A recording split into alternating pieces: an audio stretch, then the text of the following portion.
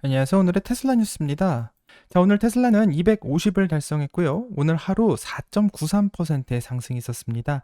자, 이제 테슬라가 정말로 250을 달성했고, 아직까지 10월 10일 이벤트는 굉장히 멀게 남은 상황이기 때문에 과연 테슬라가 어느 정도까지 올라갈 수 있을까 많은 기대가 모여지고 있습니다. 자, 한 주 동안 테슬라의 상승은 10.24%를 보여주고 있고요. 한 달 동안 테슬라는 18.68%의 상승을 보여주고 있으며 2024년 1월 1일부터 지금까지 드디어 0.61%의 상승을 보여줬습니다. 자, 이제 드디어 오늘부로 테슬라는 양전을 기록하게 되었고요. 0.61%의 상승을 시작합니다. 자, 엔비디아나 다른 매그니피센트 7의 기업들이 엄청난 주가의 상승을 기록하고 있기 때문에 이 테슬라의 0.61%의 상승은 좀 빈약해 보이기는 합니다. 자, 하지만 그래도 올해 첫 양전을 기록했기 때문에 오늘의 테슬라 뉴스의 구독자님들에게 축하한다는 말씀 전하고 싶고요. 이제 10월 10일 이벤트까지 얼마나 달려갈지 같이 한번 지켜보도록 하겠습니다. 현재 테슬라의 MDD 값은 마이너스 39.69%를 기록하고 있고요. 테슬라의 전고점인 414까지 가기 위해서는 현재 65.8%의 상승이 있어야만 합니다. 자, 오늘 다우존스 지수는 0.15% 상승했고 S&P 지수 역시 0.28%, 기술주 중심의 나스닥 역시 0.14% 상승했습니다.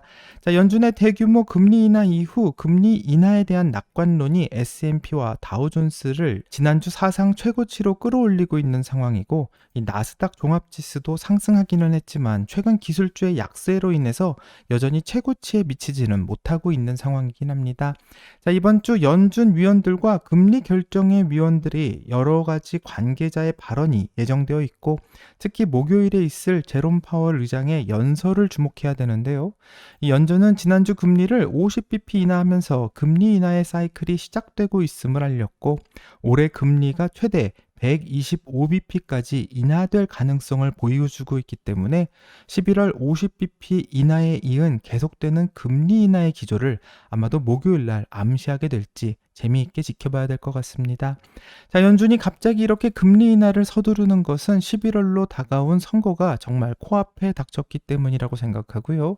이 모두가 선거가 있는 11월 전에 금리 인하가 있을 것이라고 예상하고 있긴 했지만 정말 그대로 진행되고 있는 것 같습니다. 자, 하지만 월가에서는 이런 연준의 금리 인하가 늦어도 너무 늦었다라는 평가도 나오고 있기 때문에 과연 경기 침체를 막고 연착륙을 시킬 수 있을지 같이 한번 지켜보도록 하겠습니다. 자, 웨이모와 현대차에 대한 이야기가 나와서 현재 좀 화제가 되고 있는데요. 이 두 회사는 현재 자율주행차 협력에 논의 중이라는 보도가 나옵니다. 자, 알파벳 산하의 자율주행차 회사인 웨이모는 현재 몇몇 도시에서 로보택시를 운영하고 있고요. 앞으로 더 많은 도시에서 로보택시를 확장하기 위해 노력 중인 상황입니다. 자, 이를 위해서 현대차와 구글이 자율주행차 제조를 위한 잠재적인 협력에 대해 논의 중이라고 하고, 이런 논의는 국내 매체가 보도하고 있지만 현재 해외에서도 화제가 되고 있는 것 같습니다. 자, 언론에 따르면 이미 3차례 이상의 회의를 통해서 웨이모의 차세대 무인 차량에 현대의 아이오닉 5의 사용을 검토하고 있는 중이라는 소식이 나오고 있고요. 이 소식이 놀라운 이유는 이미 웨이모에서는 로보택시의 차세대 플랫폼이라고 홈페이지에 그 컨셉을 올린 적이 있는데, 여기에는 중국의 자동차 제조업체인 지리의 지커 전기차를 볼 수 있었습니다. 자, 중국의 전기차가 현대 아이오닉 5로 대체될 가능성이 있다라고 지금 보도되고 있는 상황인데, 이 지리 자동차에서는 현재 웨이모와 파트너십에는 전혀 변화가 없다라는 입장을 밝히고 있고, 지커에서는 로보택시 차량을 배치하기 위해 현재 웨이모와 적극적으로 협력하고 있다, 이렇게 말하고 있습니다. 자, 웨이모는 현재 제규어 아이페이스 차량을 통해서 유료 로보택시 서비스를 제공하고 있는 상황인데, 이 로보택시의 한 대 비용이 너무나도 비싸기 때문에 이 확장이 좀 어려운 상황이고, 그래서 지난달 차세대 로보택시의 차량으로 중국산 지커 전기차를 사용하겠다고 밝힌 적이 있습니다. 자, 하지만 미국 및 기타 국가들의 중국산 전기차와 그 배터리 소재에 대한 높은 관세를 고려하고 있는 사이에 이 구글에서는 이런 발표를 했고요. 이후 바이든 행정부는 9월 27일 중국산 전기차에 대해서 100%의 수입 관세를 부과할 예정이라는 발표를 했는데, 자, 이렇게 되면 중국의 자동차 제조업체인 지리의 지커 전기차에도 엄청난 수입 관세가 부과될 예정이기 때문에 이런 관세 문제로 현대 아이오닉 5로 대체될 가능성이 논의되고 있는 게 아닌가 싶습니다. 자, 아직까지는 결정된 사항이 아니긴 하지만 현대 아이오닉 5가 구글의 웨이모와 파트너가 되면 좋겠고요. 이로 인해서 현대차도 전기차를 더 발전하는 방향으로 결정되면 좋을 것 같습니다. 자, 테슬라 뉴스로 넘어가면 테슬라는 자사의 베스트셀러 차량인 모델 Y가 노르웨이에서 중요한 이정표를 달성했다. 이렇게 발표하고 있습니다. 자, 테슬라에서 올린 사진을 보게 되면 노르웨이에서는 현재 도로에 6만 대 이상의 모델 Y가 운행되고 있다고 밝히고 있고요. 이는 노르웨이에서 가장 많이 판매된 전기차로 자리매김하게 되었다라는 소식입니다. 자, 테슬라 유럽의 공식 어카운트에서는 노르웨이의 소식을 알리면서 우리는 전기차가 추운 기후에서는 잘 작동하지 않는다라는 소문을 듣고 있지만 이제 추운 나라인 노르웨이의 도로에서는 휘발유차보다 전기차가 더 많다고 말하며 이제 노르웨이는 테슬라의 전기차가 점령하게 되었다라는 것을 알리고 있습니다. 이 차트를 한번 보면요. 노르웨이에서 역대 가장 많이 판매된 전기차가 테슬라 모델 Y로 등록되어 있는 것을 볼 수 있고 약 6만 410대 정도를 보여주고 있습니다. 자, 이전에 1위였던 전기차는 5만 8,984대가 팔렸던 닛산의 리프였는데 이제는 그 왕자를 테슬라의 모델 Y가 제치고 1위를 달성하게 된 것 같습니다. 자, 판매 데이터에 따르게 되면 테슬라는 현재까지 노르웨이에서 모델 Y 6만 1,540대와 또 모델 3 세단 45,612대를 판매한 것으로 집계되고 있고 이 전체적으로 테슬라는 지금까지 노르웨이에서 14만 3,388대를 판매한 것으로 보고되어 추운 나라에 살고 있는 노르웨이의 국민들은 현재 테슬라를 선택하고 있다는 것을 알게 합니다. 자, 전기차로 전환이 가장 많이 된 국가가 노르웨이이기 때문에 이곳에서 가장 많이 판매된 전기차가 테슬라의 모델 Y라는 것은 굉장히 고무적이라고 생각하고 다른 나라에서도 이와 비슷한 현상이 발생하게 될 것이라고 예상하게 됩니다. 자, 다른 테슬라의 소식은 테슬라가 9월 초에 Actually Smart Summon인 ASS를 출시했었는데요.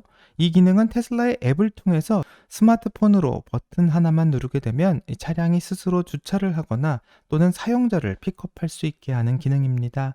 자, 운전자가 차 안에 없는 상태에서도 테슬라는 사용자의 위치를 찾아서 태우러 올 수 있는 기능인데요.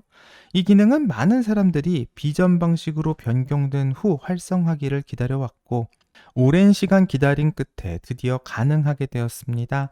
자, 테슬라의 FSD 12.5.4 노토에 따르게 된다면 이전 버전보다 훨씬 더 긴 거리에서 작동할 수 있게 되었다고 하고 테슬라를 부를 수 있는 그 작동 범위는 328피트라고 명시하고 있는데 약 105m 정도 되는 것으로 알 수 있습니다.